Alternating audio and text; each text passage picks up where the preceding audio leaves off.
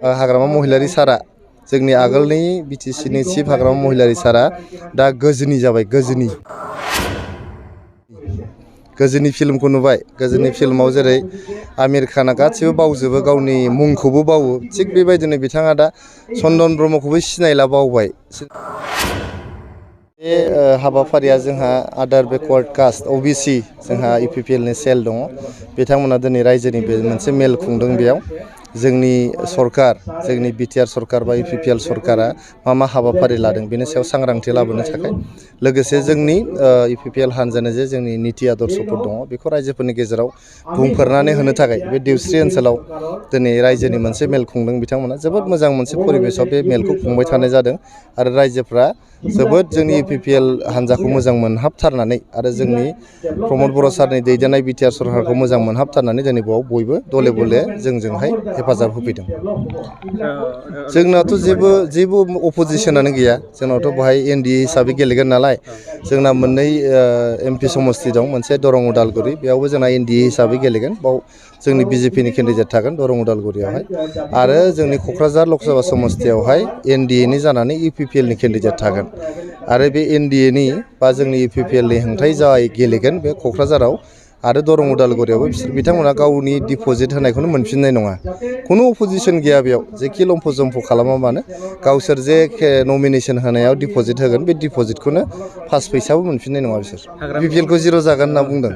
बिदि जिर' जागोन होननानै जुदि बिथाङा बुंदों, आङो दाखालिनो बुंदों हाग्रामा महिलारि सारा जोंनि आगोलनि बिटिसिनि चिफ हाग्रामा महिलारि सारा दा गोजोनि जाबाय।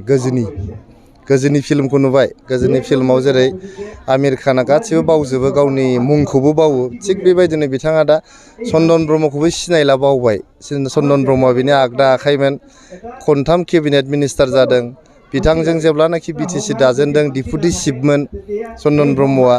गावनि BPF नि जेनेरेल सेक्रेटारि प्रबिन बर'मोन ना, प्रबिन बर' आसुनि प्रेसिडेन्ट दंमोन। बियो आसाम माने अल आसाम स्टुडेन्टस इउनियन आसुनि प्रेसिडेन्टमोन आरो BPF नि जेनेरेल सेक्रेटारिमोन। जेब्ला BPF निफ्राय रिजाइन होबाय प्रबिन बर'आ, बिथाङा बेखौबो सिनाया सोरमोनलाय होननानै सोंदों। ओंखायनो आं बुंदों बिथाङा बड'लेण्डनि सासे गोजोनि जाबाय। UPPL जों आरो BPF जों बेसेबां डिफारेन्स जागोन सार? डिप'जिटखौनो मोनफिननाय नङा, डिफारेन्सथ' खोथायानो गैया। नैबे 2024 नि जे लकसभा इलेक्सन दं, बिनि उनाव आरो BPF होननाय थाला। BPF आ माने गासिबो बायनानै हानजायानो थानाय नंला आरो। गोदो मेरला हानजा दंमोन बर'फोरनि गेजेराव, गोमालांजोब्बाय। सोरबा PTCA माबा माबि दंमोन, बे PTCA बायदिनो BPF आबो जागोन, गोमालांसिगोन बिसोर। जोङो गोबां समावनो मानसिफोरनि खुगाफ्रा खोनागासिनो दङ जे UPPL नि केन्डिडेटआ राजानो जागोन होननानै दोलोआ सायख'मारोबा ओंखारगोन नामा?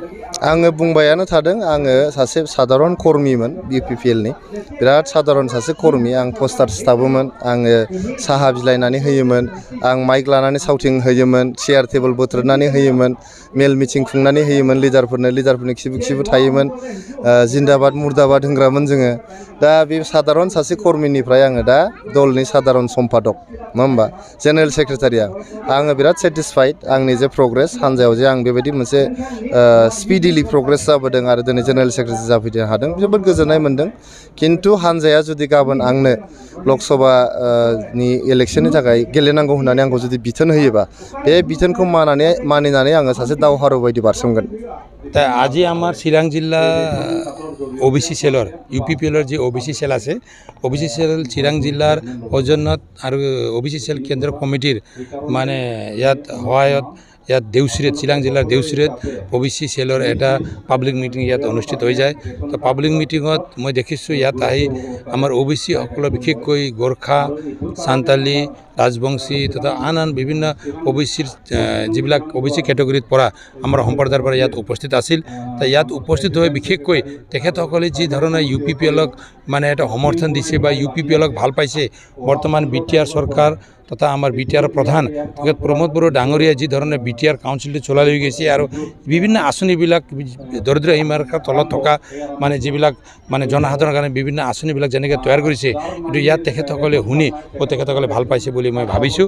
আৰু ইয়াত উপস্থিত হৈ বিশেষকৈ মই দেখিছোঁ এই এৰিয়াত UPPLক মজবুত কৰিবৰ কাৰণে, UPPLক শক্তিশালী কৰিবৰ কাৰণে তেখেতসকলে ওলাই আহিছে। আৰু আগন্তুক দিনত নিশ্চয় এই এৰিয়াত UPPL OBC সেলৰ জৰিয়ে OBC সকলেও UPPLত ভালকৈ আগবাঢ়ি আহি UPPLক মজবুত কৰিব আৰু প্ৰমোদ বড়ো ডাঙৰীয়াক বহুত দিনলৈকে ইয়াত চৰকাৰত থাকি এই প্ৰপ'জ যি ব্ৰহ্মপুত্ৰৰ উত্তৰ পাৰত যি দীঘলীয়া যি সংগ্ৰাম এটা বড়োলেণ্ডটো লৈ আজি BSc BTC আৰু আজি BTR একৰ্ড যি হৈ গৈছে এই সকলো যিবিলাক BTR একৰ্ডত যিবিলাক মানে দফাবিলাক যিবিলাক মানে একৰ্ড এইবিলাক যিবিলাক কৰা হৈছিল চুক্তি যিবিলাক কৰা হৈছিল এইবিলাক ৰূপায়ণ কৰাৰ ক্ষেত্ৰত প্ৰমোদ বড়ো ডাঙৰীয়াক তেখেতসকলে সহায় কৰিব আৰু UPPLক সহায় কৰি ইয়াত এটা পাৰ্মানেণ্ট পিছ অনাৰ কাৰণে আমাৰ OBC সকলেও ইয়াত অংশগ্ৰহণ কৰিব বুলি মই আশা কৰিছোঁ।